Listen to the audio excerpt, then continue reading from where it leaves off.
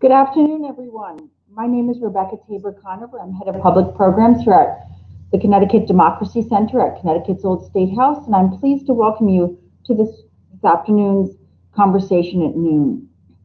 We're delighted to have you with us today, and as you know, in March, we celebrate the rich contributions that women have made to our world.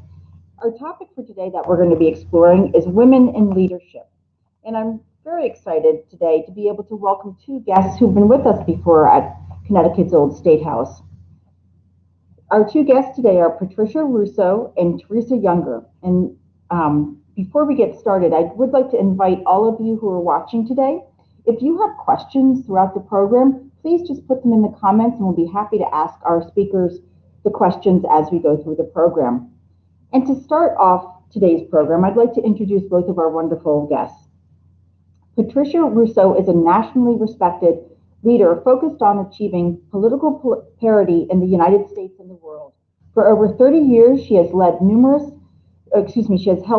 leadership positions in the public, private, and not-for-profit organizations centered on gender equality. Patricia has held leadership positions on federal, state, and local political campaigns, and presently she serves as executive director of the campaign school at Yale University, which is a nonpartisan, issue-neutral political campaign training program for those interested in running for office, as well as for those interested in campaign management, and embrace the school's mission of increasing the number of women in political levels of government at the local, state, and federal levels. Patty is a former chair and commissioner of the Connecticut Permanent Commission she held for 25 years. She also served as a leader for Love Makes a Family, a statewide nonprofit organization which worked for equal marriage rights for same-sex couples in Connecticut. It was disbanded in 2009 with an amazing party, which, wow, that must have been fun to be at after achieving its goal. And Patty also serves as an honorary member of the National Coalition of 100 Black Women. She holds a Bachelor of Arts degree from the George Washington University and a certificate in healthcare and nonprofit management from the Yale School of Management. Welcome, Patty. We're glad to have you with us today. Yeah.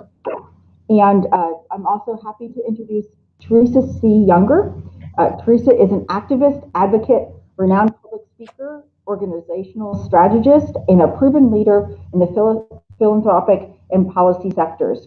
Having spent over 20 years on the front lines of some of the most critical battles for comprehensive equity and the elimination of institutionalized oppression, she now serves as president and CEO of the Miz Foundation for Women.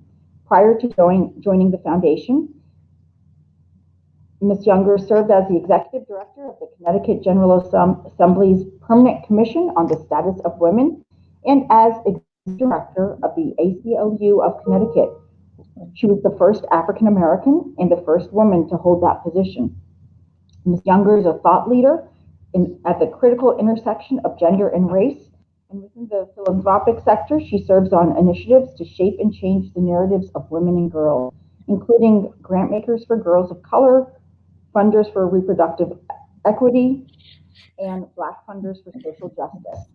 Additionally, she serves on a number of boards, including the Ethel Walker School here in Connecticut, and she's appeared on MSNBC's Up, as well as NBC News, NPR Radio, Elle Magazine, and the list goes on and on. Teresa is a graduate of the University of North Dakota and was awarded an honorary doctorate of Letters and Humanities from the University of New Haven in 2018. She's also a proud Lifetime Girl Scout and Gold Award recipient. Welcome to you both. It's great to have you. And Teresa, welcome back to Connecticut, so to speak.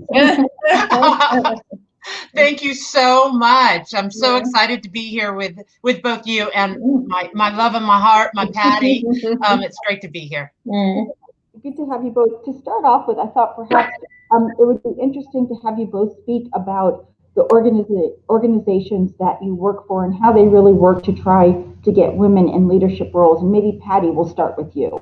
Sure. Great. Thank you. Welcome, everybody. Happy St. Patrick's Day.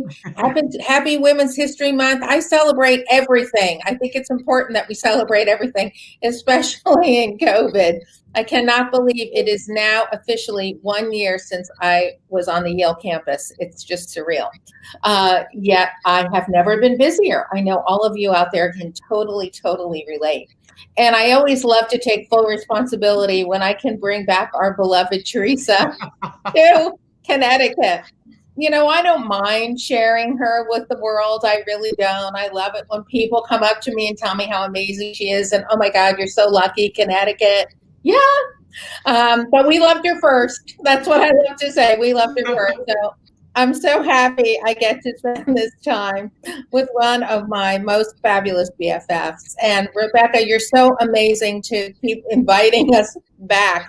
We have so much fun with you, and we cover so much. Thank you so much for your leadership here in our state. So our school, the Campaign School at Yale, was started in 1994 as a result of the Year of the Woman, which was in 1992, when many of you weren't even born yet. So in 1992, we had an inordinate number of women, both on the Democratic and Republican side, running for Congress that year. It was so exciting. I was working on so many political campaigns here in the state of Connecticut, and so many women who were running all over the country were coming to Connecticut to raise money. I remember Ann Richards was running for governor that year and came in twice from Texas and won. So the majority of the women who were running for Congress that year, Carol Moseley Braun was running for the United States Senate that year, first African-American woman in her own right, running from Illinois. She came in. The majority of those women who were running for Congress that year, they ran and they won. So those of us who have been active, you know, working on campaigns for women, we're feeling pretty good. We thought, wow, we have finally smashed that glass ceiling. This kind of felt like, okay, we can check this off the list, because we were like, so many women now will be so inspired to run for office by virtue of seeing so many women who have won. But in 1993, it was as if no women had won. And so our founder, a woman by the name of Andre Alian Brooks, a Westport resident, put together a group of us to think about the issue. What is it about women not running? What is it about women not stepping up and raising their hand and taking the leap to run for office? So she put together a group of leaders throughout the state, including Rosa DeLauro, who's now our congresswoman from District 3, and then Nancy Johnson, who was from Congressional District 5 here in Connecticut, to kind of, you know, put our heads together and think about what is it going to take to get more women to run. And Andre's vision, she's a little person with a big dream. Andre's vision was a campaign school whose mission is to increase the number of women in the political pipeline. And so after many, many months of working together to think about what that would look like for women, we knew we wanted it to be nonpartisan. We knew we wanted it to be issue neutral, so you don't have to be pro or con an issue to attend our school. We knew we wanted it to be not only for women interested in running for office, but also for women who are interested in campaign management. Because when you look at the number of women who are campaign managers nationally, you think of Donna Brazile and now Jen O'Malley Dillon on the Democratic side. And then you think of Kellyanne Conway on the Republican side, and then we're in free fall. And then we also wanted an international component to the school. And we also knew we wanted it at Yale. So fortunately, Yale Law School Dean Guido Calabresi, we met with the dean. He said, okay, I'll give you 1 year, and that was 25 years ago. So for the past 25 years, we've been holding our 5-day intensive at Yale Law School. We have found a happy home there. Our board president is Marta Moret, the First Lady of Yale. So we have strong, deep connections there. Unfortunately, again, due to the continuing concerns around the pandemic, we're holding our 5-day training this June, the week of June 21st to the 25th, live online. And our online application period is open right now until April 19th. And the application can be found right on the homepage of our website, tcsel.org. So that's a brief snapshot, Rebecca, of who we are. Great. Thanks so much. And Teresa, can you talk a little bit about the Miz Foundation for Women? Sure. I always hate going after Patty, but I also don't want to go before Patty for anything. So she's fantastic. And Rebecca, thank you so much for this invitation to be part of this conversation today. And to everybody who's out there, I wish I was actually physically seeing you, but this will have to do. So as many of you know, I was with the commission for many, many years and the ACLU before that. So my love for being in Connecticut and being at the old State House is significant. And I just really do miss that aspect of knowing everybody in the room, because the sisterhood is strong in Connecticut. And I'm really excited about that. The Miz Foundation for Women is this extraordinary public feminist activist foundation. It's the oldest in this country, and it was started by, of course, none other than Gloria Steinem and Marlo Thomas, you know, that girl, and Letty Pogerman, who is an author, and one of the first women on Wall Street in Impact Carbine. And those 4 women, they actually came together and started what they wanted to do was have a consciousness raising that would complement Ms. Magazine and yet still work on the other side of the issue. And so nearly 48 years ago now, they came together and they put together the Miz Foundation for Women. And the concept there was around consciousness raising. Over the past 47, 48 years, we have grown and developed out the work of the foundation. We are the oldest public women's foundation in the United States, the first that actually centers women. And our mission is to build women's collective power to advance equity and justice for all.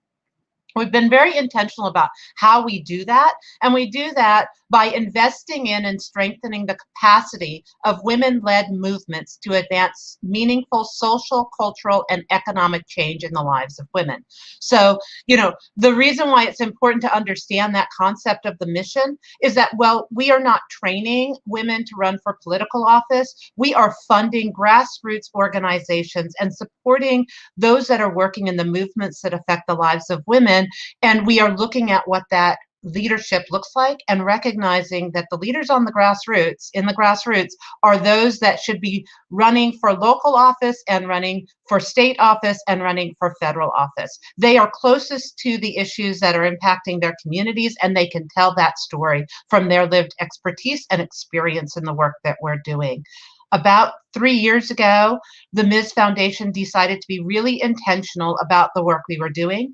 And so we have decided that we would center our work around women and girls of color. It's not an exclusive approach. It is a centering approach. And so we know in the pool of inequality, which there are a whole bunch of folks in the pool of inequality, that if we drop our pebble over women and girls of color, then the ripple effects of what we're able to do will affect everybody in the pool. And so our attempt is to lift up the leadership of women and girls of color, to recognize their importance in the social justice movements that have been going on, and to move those conversations forward. So they're happening in the nonprofit sector, they're happening in the philanthropic sector, they're happening in the political sector, in the education sector, in the finance sector. I mean, last week we just had Goldman Sachs come out and announce that they were going to be moving $10 billion for Black women in this country. And we're in those conversations about what it looks like.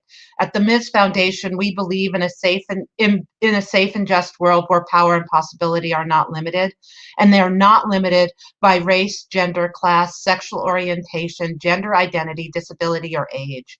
We believe that equity and inclusion are the cornerstones of a true democracy in which the worth and dignity of every person are valued. The valuing of women the valuing of women's lives, the valuing of our work. And just last night, we learned in Atlanta that there were potentially 6 to 8 Asian AAPI women who were murdered, right? These were women who were murdered. And the outrage on that needs to be something that we recognize on every level, that their lives have value. Their work has value, and hate has no place in our communities. And so, we're very intentional about how we get to our vision of creating a safe and just world and what that looks like. And I am honored and privileged to be leading the Miz Foundation and to be able to amplify the work of our nearly 45 existing grantee partners across the country, over 1,600 grantee partners in the past 40 years, 45 years of helping to support grassroots movement building and lifting up leaders and their stories. That's a little bit of the work. And fortunately, because I came from the work in Connecticut, the movements in Connecticut, I've had the opportunity of also serving on the board of the campaign school, and now I'm part of their advisory team. So really looking to lift up across the country now what it looks like to lift up women's leadership. Great, thank you so much. I'd like to just start off by asking you both, 2020 was a really historic year in that at long last, Americans elected their first ever female vice president. What do you think it means to people to have Vice President Harris elected and serving in her role? Wow. Well, first off, let's just lift up the fact that, yes, she is female and she is a woman of color. And she comes from a biracial background, right? Indian and Black.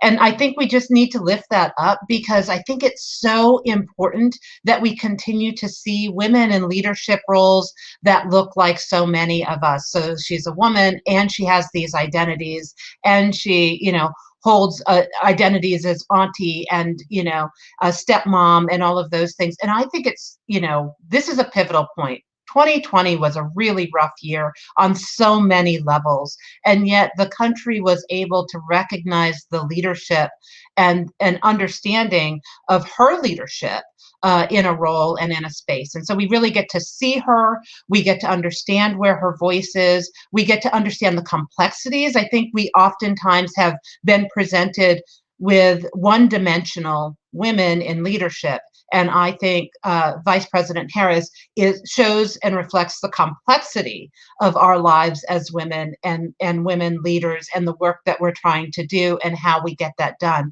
And there will be a whole bunch of children in this country who only know that a woman can be elected as the vice president and potentially the president one day.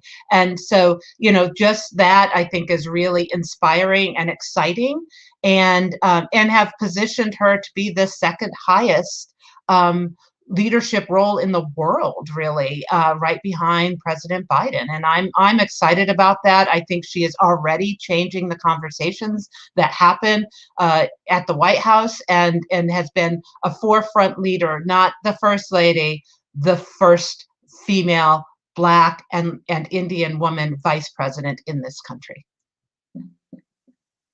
Did you want to comment as well?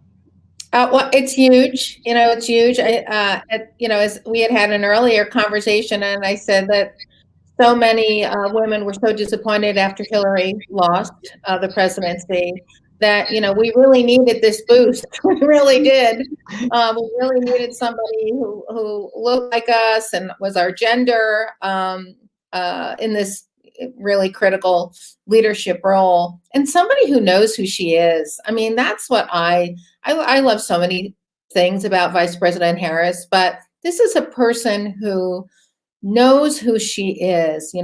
She reeks of authenticity. And, we talk a lot in politics about being your authentic self. You got to know who you are to run around in Converse and sneakers and be really great about it. And then the next day, wearing stilettos or flats. whatever, whatever inspires you. And so, talk about inspiring. We're seeing more and more women of color applying to our school, more women of color coming to our one-day intensive, getting ready for either a run for office or to run a campaign. And so it really does make the difference. It makes all the difference when you can see yourself in your leadership in your country. Patty, you dovetailed very nicely into my next question, which is you must have psychically sensed it, which is I'd love to have you talk a little bit about your alumni and their successes. And, I've been enjoying looking at the posts on Facebook all month with you highlighting some of the exciting stories about some of what your alumni have gone on to do. And I'm also interested as well, because as you were talking about the fact that the campaign school is a nonpartisan school, that I'm really curious too, whether as graduates go out into the world, whether they're working cross-party because of those relationships they formed at the school. Absolutely. They talk about it all the time. We give our students the opportunity to get to know each other at our 5-day intensive as people first, as human beings first, as women first, without a specific party affiliation, Rebecca. Oftentimes with everything so partisan right now, they don't really have the opportunity to do that. And what they find throughout the week at our school together is that they have more in common than not. They learn how to have conversations, meaningful conversations that they hold and bring along with them. They take with them once they leave our 5-day. So back in 2016, for instance, when so many of our grads were either traveling to Philly for the Democratic Convention or to Cleveland for the Republican Convention, our Facebook page was filled with our grads from both parties having dinner with their girlfriends from school. So here are all these pictures of, our Democrats in Philly having dinner with Republican girlfriends who live there and vice versa. You don't see a lot of that. We really do foster that at our school and hope that it continues. And they tell us that it does. They're incredibly supportive of one another, and I'm so proud of that. This Sunday, we're having our first fundraiser of the year, first fundraiser to that 2021, of course, via Zoom, a brunch celebrating Women's History Month and featuring two of our congressional rock stars in Congress, Lauren Underwood from Illinois and Nikema Williams of Georgia. Just phenomenal, incredible women who also happen to be women of color, who are going to talk about their experiences running for office, how it is not linear, their time at our school and how it had an impact not only on their run for office, but the way in which they choose to lead in Congress, and also a special video message from U.S. Senator Kirsten Gillibrand, who is also a graduate of our school. So we're really excited, and we love showcasing our grads. And fortunately, there's so many of them. There's so many of them serving in public office right now, have run campaigns. Last month it was Black History Month, and we celebrated that in a big, fun way. We were able to showcase so many of our African American grads who are currently serving in office all across the country. It was really, really exciting to be able to do that. And this month, every Wednesday, it's Women's History Month, Wonderful Wednesday at the campaign school at Yale. So if you go on our social media, it's a sea of all these amazing women who are grads of ours who are currently serving in office. That's great. And with all of the work that you've done, I know that still the numbers, women have not achieved equity in terms of holding public office. What do you think is the most, and this question is for both of our panelists today, what do you think is the most significant barrier or obstacle to women running for office today? There's so many of them. It's not just one. It's just kind of like this horrible combination of many. It's fundraising. I tell this story, and Teresa has heard this story a million times, but I talk about the traditional path of when a man decides to run for the United States Senate. It doesn't even occur to him that he's not going to be able to raise the $10 million, which is kind of the minimum these days you have to be able to raise to run for the United States Senate. How am I going to raise that money? Oh, I've got friends. They've got friends. I'm a good guy. Done. Do I know all the issues facing my state? Of course not. I'm going to hire a consultant. They're going to tell me what the top 3 issues are facing my state. And then I'm going to run around, stay on message, and share those top 3 issues. Do I know enough people who are going to vote for me? Sure I do. I'm a great guy. I would be a wonderful representative. I belong in the United States Senate. All right. For a woman, it's $10 million.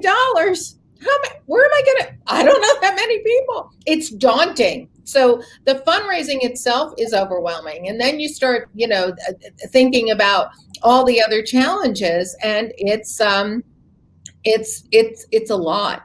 Women still today, Rebecca, are asked the question, wow, don't you have children at home? Who's going to take care of your children if you're running for office? To this day, in all my years of doing this wonderful work, I have yet to hear a man ask that question. So it's the patriarchy, it's fundraising, it's we have this kind of top 10 do's and don'ts to get yourself ready for office. It's a whole litany of things that you need to consider both professionally and personally before you take the leap. Yeah, that's so, thanks, Patty, because it's so many issues that we don't see, reasons why we don't see women running for broader roles and top level leadership. And part of it is that we oftentimes have placed a higher threshold on ourselves than we do for others. And so, we are seeking perfection by standards that have not been approved. And so folks are not running for political office because of that. And let's just be honest, we have a system in this country that is very patriarchal and has not actually built in any of the supports that we need to be having in order for women to juggle the idea of running for political office also. So we don't have, only recently have we been able to get childcare covered when you're running for political office. So it meant only certain people who would either bring their children with them or would have to answer the question about where their children are, as opposed to always assuming that these women that are running for political office can juggle those things and have been able to do it and will continue to do it. So with any luck, also seeing a woman as the vice president and seeing a woman as the Speaker of the House, we will begin to see more women in a multitude of more roles. And we are, I believe, currently seeing that happen on every level. Great. And, one thing as we were getting ready for today's program, I was remembering that both of you served with the Connecticut General Assembly's Permanent Commission on the Status of Women. And that's now morphed into I believe it's called the Human Rights one now. It morphed with another one a couple of years ago when they were they put them together. And I no longer permanent. What's that? No longer. That's right. No. But I wondered if you could both talk about your time with the well, first of all, to explain to maybe some of our viewers who might not know what a permanent commission is, and talk a little bit about your time there and what you were most proud of with your work with the Commission on Women.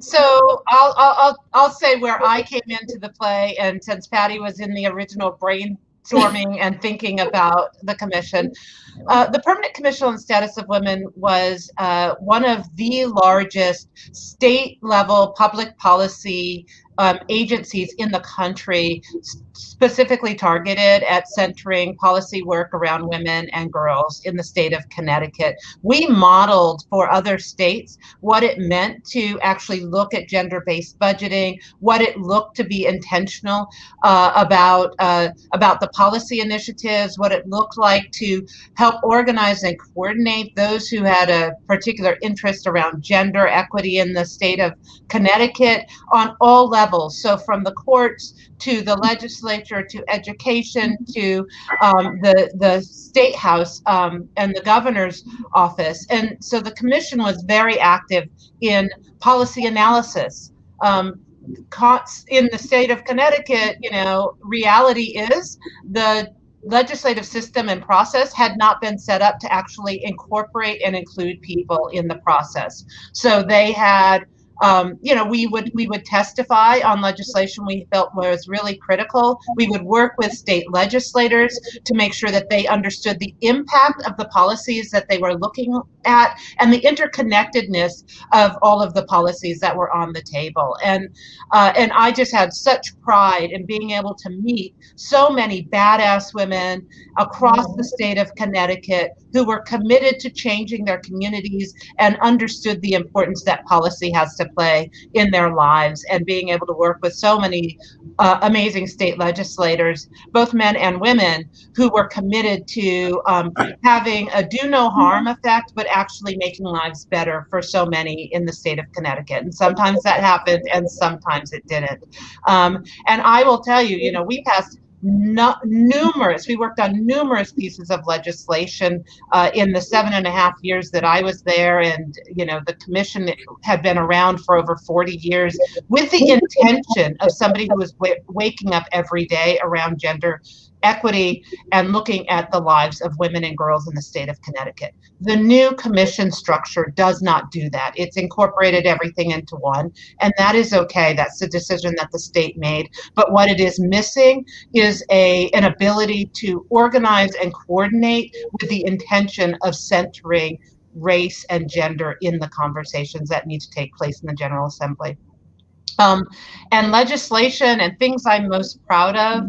I'm most proud of the amazing staff I got to work with, as well as the line of commissioners that had served on the commission, Patty being one of them. But also I was really proud of so many pieces of legislation we were able to pass. I mean, Connecticut codified Roe v. Wade as one of the first states to do so long before I was even at the commission. But we did help increase minimum wage. We did work on what was happening in the prison and Department of Corrections systems. We also looked at components around vaccinations. We protected hospitals from merging so that we would actually have some choices in some of the more rural parts of Connecticut. And we were able to talk about some issues that were really challenging and difficult to talk about, but understanding the complexities of those issues. I loved my time with the commission. I am so sad the commission did not stay permanent. But I also recognize that we in Connecticut had been leaders in that space. And when other states were shutting down their commissions, at the time, the PCSW was in the forefront of leading national conversations. And I will tell you, it positioned me for my role at the Miz Foundation for Women, because I understood the policies that were going on within each state. And because the commission had been a leader, I had been working with other states and other organizations around the country to model and to represent what we had been doing in Connecticut. So, the importance of having state level policy directive work that centers women is critical, and I think something the state should reconsider instituting moving forward. Patty, you know the history far better than I do of such an amazing organization. It was such a special agency. There was nothing, no organization, no agency like it in the state. Again, to Teresa's point, the Connecticut Permanent Commission on the Status of Women was just such a role model for all other commissions for women in the country at the time. We were one of the first to pass the Family and Medical Leave Act. That's right. And it's thanks to the leadership of then U.S. Senator Chris Dodd, who took it on, along with then President of the Senate, the Connecticut Senate, John Larson, who's now congressman from the 1st Congressional District. These really good guys that saw the importance of leveling the playing field for women and families, and seeing the connection. When women thrive, families thrive. And so one of my most shining moments was when I was chair of the commission at the time, and having that be the first piece of legislation that then newly elected President Bill Clinton signed into law. It was the first piece of legislation he signed into law. So I really felt that, Connecticut was front and center as a result of that. Well, it seems one of the things I think that you both are touching on in your comments is, I think, something that we work with the Connecticut Democracy Center, which is understanding the process of governing and how do people get involved in that process and making policy. And that's such a vital thing. And we're going to come back to that in a second. As I know that you both know each other very well, and I just wondered if you wanted to talk a little bit about, how you got involved in these issues of gender equality, and did you have special mentors along your journey? Wow. Yeah, I mean, I think Patty and I both attest to the world of Girl Scouts. So as a starting point for an understanding of what leadership could look like, right? Every woman that was put in front of us was considered a leader, and their language that they used to talk to us was that of leadership. And so I think that was a starting point, and we both hold very near and dear to our hearts that mechanism. And I think of mentors in my life, and amongst them are people like Patty Russo. It's people who are willing to step forward, speak a truth, involve women, right? Trust women, trust her girlfriends to have the answers and to be part of the solutions that we need to make. And I've been very fortunate in my lifetime and in my roles. I've had mentors who range the spectrum. So, Jeff Ackerman, who ran a day camp in New York, was a mentor of mine. He taught me that you hire with your heart, and that you lead from there also. And that was really instrumental to how I was working with young people when I first started. I think of women like Marcia Gillespie, who was actually the editor of Essence magazine and Ms. magazine at one point, and her leadership that positioned for me that you speak your truth and that you don't shy away from that. And so I think of my second grade teacher, Mrs. Blackmore, who said, we expect more from you. I expect more from you, and so will everybody else. And it allowed me to recognize that I was being watched, and that leadership, you need to be told, and the expectation for your leadership needs to be laid out there for us. And I could go on and on. There are names of mentors that people just don't know, right? It's my grandmother who worked in the front of the store. She was the first Black woman to work in the front of the store. And so other Black people who passed by the store could see her and would understand that she was holding a different kind of role. And there were people who didn't go through her line as she was a cashier in that store, right? And she, for me, is a mentor and a role model. It's my aunt, who was a special education teacher, Cynthia White, in New London, Connecticut. And, it was her organized. She was one of the first Black women to be a teacher in Waterford, Connecticut. And she organized teachers, right, and worked within the teachers union in order to help get teachers involved and engaged and get their voices heard. So I feel very blessed and privileged about the journey that I've had and the women that I've had who have supported me in this existing role and in my leadership development through time. And amongst them are people like a Patty Russo, who can hold a confidence and a trust and an appreciation for what we're all trying to do, and to recognize that we don't all have to do everything. We just need to do one thing. And if we do our thing and do it well, and trust that our sisters and others in this space, our siblings in this space, are getting their work done, then we can move towards greater equity and equality for all of us. Patty? Well, I have to start with my parents. My parents were incredible role models for me. My dad would drive me to my consciousness raising groups and my now chapter meetings when I was in high school. I learned how to drive. And my mom, well, my mom completely adopted Teresa the minute she met her.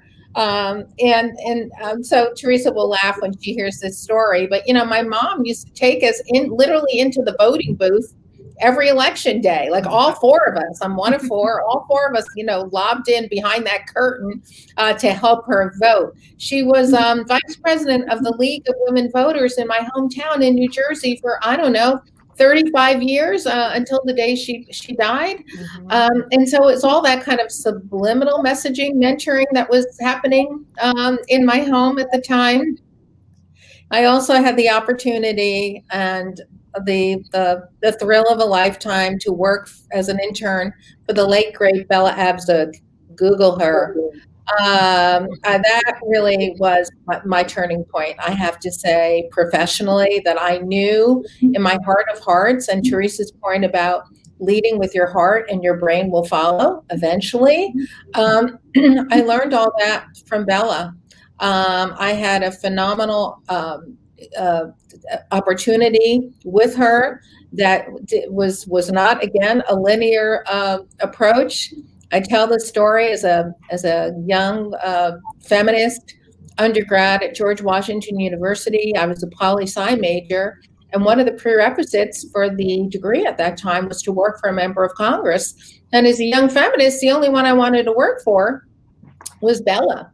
So there I am, up I go. I have my appointment in Bella's office, and I've got my new Macy's pantsuit on. I've got my little briefcase with paper resumes. That's how old I am. And I go in and I meet with a woman who's not much older than I am, who tells me that I look great, but there's no room. Everybody wants to work for Bella, which of course I do. And then I'm leaving, and she said, if anything comes up, we'll call you. I said, great. And then she put my resume. I'm leaving, and I see her tossing my resume in the waste paper basket. So you can imagine at a 9:05 what a ego boost that was for me, because I had, I don't know, 10 or 15 other interviews that day. So I had to run into the ladies' room, have a little talk with myself to get it together, because I wasn't feeling especially confident at that point. And so then there I went. I went into Shirley Chisholm's office and Elizabeth Holtzman's office and Barbara Jordan's office and Barbara Mikulski's office. Nobody had room for me. So I'm feeling rather beleaguered at the end of the day. I'm back in Cannon House office building, which is where I started the day, in Bella's office. And I hit the ladies' room, just kind of trying to think before I go back to my dorm, where am I going to work? There's got to be a male member of Congress that I would like to work for. I just need to think about it. So I go into the ladies' room and I see a woman at the vanity crying. Teresa will tell you my mother was an incredibly loving and kind and generous individual and talked to everybody. And so I did just feel myself gravitating toward this woman who was sobbing at the vanity. And I said, are you all right? I will be. I just quit my job. My boss is a nightmare. It's too hard. It's too stressful. I don't know why everyone wants to work for her. Well, of course, her former boss was Bella Abzug. So I asked her, I said, who'd you work for? Because I work for Bella. Nightmare. She's so hard. It's so hard. I handed her a tissue. I wished her well, and I fled. I ran back to Bella's office. By then, it's 5:30 at night. For those of you who've been on Capitol Hill at 5:30, the phones are ringing off the hook. The only people who are really still around the office are the ones that are key to the member of Congress's existence. Everyone else is pretty much left. So there I go back into Bella's office. I see my resume peeking out of the waste paper basket, but I said, no, I'm going to give her a new one. So I see the woman I started my day with, and I said, I just want to reiterate what an honor it would be to work for the Congresswoman before I leave for the day. And just as I was saying that, Bella came barreling out of her office, and she was bold and fierce and fabulous. And she had her briefcase under one arm and her handbag under another. And she saw the phones ringing off the hook. She saw me standing there, and she turned and she pointed it to me and she said, "You sit, answer those phones." And that was the beginning of this amazing political career of mine. Thank you for sharing that story. It's a great story and perseverance too, that's for sure. Good time. Exactly. Perseverance, resilience, mentors, partners, great girlfriends. And I think the greatest joy, I have many joys doing this work, Rebecca, but when I look at Teresa, I think I know my greatest joy is when you have the opportunity to work with people that you love. It elevates the work. It makes you better. And it's not, I always say that the work that we do, that Teresa and I do, it's not a job, it's a calling. Mm-hmm. It's so beyond. And I'm just so grateful that I get to do it with phenomenal, brilliant women. Yeah, I just want to lift up, Patty, what you said, because I think sometimes people think women are in competition with each other, and we're really not, right? Mm-hmm. This is really, if you want to have an impact, you have to bring folks along with you. And so, this is really a space that allows us to position and sit with gratitude and love in the work that we're trying to do to make the world a better place. And it means that sometimes you hold the door open, and sometimes you pull folks forward, and sometimes you lead from the front, and sometimes you lead from the back. And that, I think, is really what is so quintessential about women's leadership, and that we see at the campaign school, and we see it in the nonprofit sector, and we see it in so many spaces, which is there are a multitude of ways to have influence and power and leadership. And so whether you are the campaign manager or you're the actual candidate running for office, it is about how do you ensure that everybody is strong and has the power, and that you're operating from a point of trust and appreciation. Mm-hmm.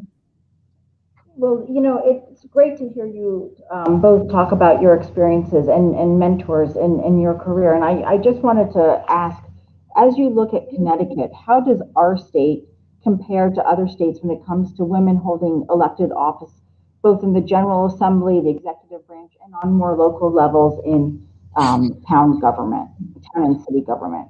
Mm-hmm. We're doing okay. We could do better. Of course, I always say that until we hit 50%, I'm always going to be working at it, right? And we are not there, as you know. We've actually had more women in Congress in the past than we have currently right now. But I have to shout out my 6 rock stars who are in the state legislature right now, all of whom ran during a pandemic. I'm always so proud of them. To run in a pandemic and to win as well as they did, it speaks to who they are as individuals, their passion, their commitment, their intelligence. So Jillian Gilchrist and Kristen McCarthy-Vahey and Caroline Simmons, all ran and won their reelect this past cycle in 2020, and they were joined by 3 additional campaign school at Yale rock stars, Kate Farrar, Lenny Kavros DeGraw, and Jen Leeper. Yeah. And I am just so proud of the way in which they are leading with such integrity and passion and commitment, because I like to say that's the campaign school at Yale way, the way in which they lead in the world. We also are just so fortunate, Rebecca, to have Susan Beisowitz as our lieutenant governor. She is fearless, available. I mean, she was our morning keynote speaker this past Saturday as part of our one-day training, the campaign school at Yale, the basics. And she literally gave everyone in that room her phone number and her email. That's the kind of leader that she is. And other states are so jealous of that, because not every woman, not every activist I know has their lieutenant governor on speed dial the way we do. And Susan has been an ambassador at our school for many, many years and has a scholarship fund named after her. at our school. We also have Denise Merrill, Secretary of the State, former president of the campaign school at Yale, a phenomenal leader. We need more leaders. A girlfriend of Teresa and mine, Pat Billy Miller, just got elected in a special election last week and is now a Connecticut senator. There aren't that many women in the Connecticut Senate. So the fact of the matter is we just need more women everywhere. We need to keep inspiring them and training them until we reach parity. That's when I'll be happy. So, as you know, I work for the Connecticut Democracy Center, and our focus is on state government, and both talking about it in today's world, but also historically with Connecticut's old state house. And I'm just curious how you both feel how parents, teachers, and organizations like ours can cultivate an interest in holding elected office from a very young age. Well, Patty mentioned one of the ways to do that, which is taking your child to vote with you, talking about the critical issues, and understanding what government is. Government is the people. It is each and every person. And so I think it's really important and critical for folks to be involved and to engage their young people. I think, what we've seen in the very immediate past has been a lack of understanding of what government is, what the Constitution is about, and the role that we all play and the history that it's taken for us to get to this point in time. We need every voice needs to be valued. Every participant needs to come to the table. People come to the United States and live in the United States with dreams and hopes for a democracy that includes them all. And I think we really need to recognize that and get an understanding. You don't have to be able to argue every part of the Constitution. I mean, when I worked at the ACLU, it was like, you don't all have to know every part of the Constitution, but the Constitution is written as a conversation between the people and the government. And what that looks like, and how it will be managed, and what people what the government can and cannot do and influence. And so I think it's really important that we hold those conversations. We have to get more engaged in them. Every aspect of our lives is about what the government can be doing, what democracy should look like, how we value and how we lift up those voices.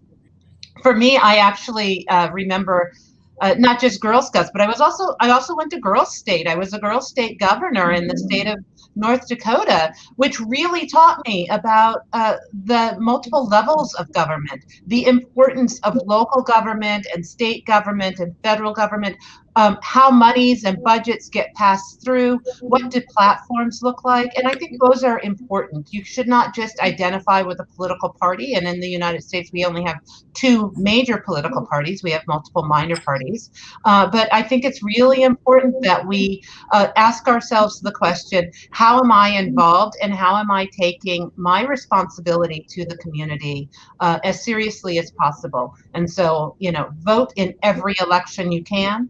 Run for every office you are interested in. Participate and help others run for office, and encourage people to vote, and encourage your model for your children the world you'd want to see. My parents were very active. Also, my father was in the military, and so the idea of what civil service looks like, what communal service looks like, was really important to us. And Patty, I have to say, I'm also old enough that I remember going in the voting booth with my mother, although I did not have 3 siblings. But it definitely made, and look, I'm still talking about it, right? I've never missed an election, and I lived out of the country for 3 years, right? I made sure that my vote was counted. But to Teresa's point about, the Girl Scouts, I mean, when you talk about, we have so many incredibly relatively new organizations to help young women become leaders and to think of themselves as a leader, to become civically engaged. It really started with me with Girl Scouts. I had a Girl Scout leader who, the language that you use is so important with young girls. she'd never say, "Who wants to help me?" She'd say, "Who wants to be a leader with me?" I'm still talking about that a long time later. Yeah. But we also have wonderful resources right here in our home state, Rebecca. We've got Live Girl, which is a wonderful organization based in New Canaan, Connecticut, run by the phenomenal Sherry West, that brings urban, suburban, and rural girls together to get to know each other. Just phenomenal training programs for them. I've spoken at their program. Me and my assertive BOA, we really had a good time there. And then Ms. President, which is a group that is for even younger girls. And after I speak to them, now these are 10 and 11-year-olds, they'll come up to me and they're like, "What do I have to do to get into the campaign school at Yale? How do I get ready for that?" At 10 years old. Really amazing. And then I've done a lot of speaking over the years at parent-teacher organizations throughout the state to help parents figure out, how do I inspire my young girl and, my young sons and daughters to be more civically engaged? What opportunities are available to me? And then not only in Connecticut, but nationally, there's Running Start, which is one of our partners at the campaign school at Yale, which is for high school and college age girls. They run a incredible training program every June as well in Washington, D.C., usually, although that too is live online. And it teaches them leadership skills. So it's really exciting to see that there's so many, resources and opportunities available today. And I would just give a shout out to my colleagues at the Connecticut Democracy Center who run the Connecticut Kid Governor Program, which has now gone. Yes. And in the years of existence, we've had all-female kid governors here in Connecticut. I think we're on number 5 now. And so I think that's also getting fifth graders to think about what's a campaign? What's my platform? How do I run with that? I could talk to you both for hours, and unfortunately we're getting to the end of our time together. But I did want to share a question that we've had come in. Sequim Alfonso has asked, and maybe this is our concluding question of our time together, and we'll have to make plans to have you back because I know there are a lot of other things that we can discuss. It's been great to have you both. How can progressive and grassroots women work more collaboratively with labor women on the myriad of issues that are shared? Yeah, I love these questions of how cans. I think we have to position it as let's do it. Right? So one of the things that Patty had mentioned early on when she was talking about the campaign school that I think is really important about collaborative efforts in different categories and areas is build relationships. Pick up the phone, call somebody. There's always history to every organization and to every person, but let's function now as if the world was burning, because it is. And so let's push past any conflicts, concerns we may have had. And let's also go in with the openness that we actually are here to learn from each other and come up with the best solution that is most informed, and make sure that we have each other's back. I mean, the labor movement in many ways has its own challenges, but it has been so critical to ensuring so many rights that we have as workers today. And if you are interested in supporting those organizations, become a member of them, show up, stand next to them when they are marching, cheer them on, and do all of those things. It's critical that we be sitting at tables together and figure out what the common vision is, and then figure out all the multiple ways we can get there. It does not have to be the same path, and be careful how we call ourselves progressive women and progressive spaces. Let's make sure they're really progressive, and what that looks like is a sharing of power, not a holding of power. Thank you.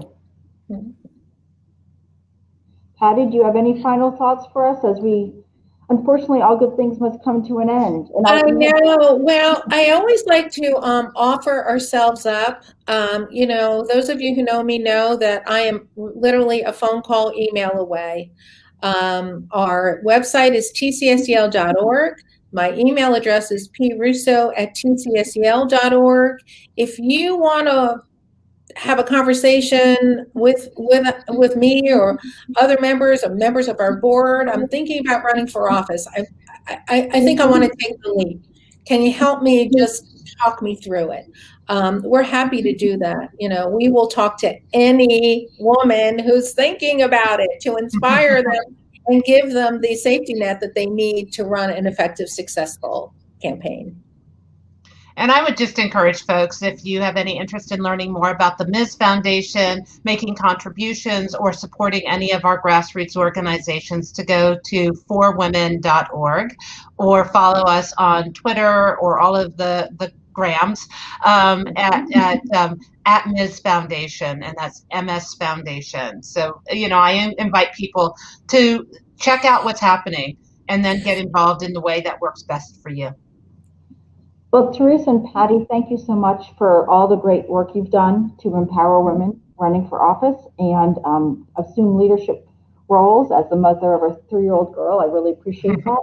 And I'm so happy that we had a chance to chat today. It's been wonderful. We've had wonderful comments from our audience. I'd invite all of our viewers to fill out the very brief survey about today's program, and I'd invite you to join us for our next program with Connecticut's Old State House. That is actually, we have one coming up tomorrow, and so thank you to our speakers for being with us. Tomorrow, do join us in the evening at 7 o'clock for Sempre Presente, which is shedding light on Latina history. I'd invite you to join us on Wednesday, March the 24th from 8 p.m. for an Encounters program, which is a joint program that we offer in conjunction with many partners, including UConn, the Wadsworth Athenaeum, and Hartford Public Library. We're going to be focused on Bushnell Park and the paradoxes of urban renewal. And then in April, join us on Wednesday, April the 7th at 7 o'clock for a program on the undocumented Americans, a conversation with Carla Carnujo Villavicino. So thank you so much all for being with us today. It's been great. We're definitely going to have to put this in the calendar to have you back, because it's been a great conversation with both of you. Thank you all for joining us. Have a great afternoon. And happy St. Patrick's Day. Thank you. Okay.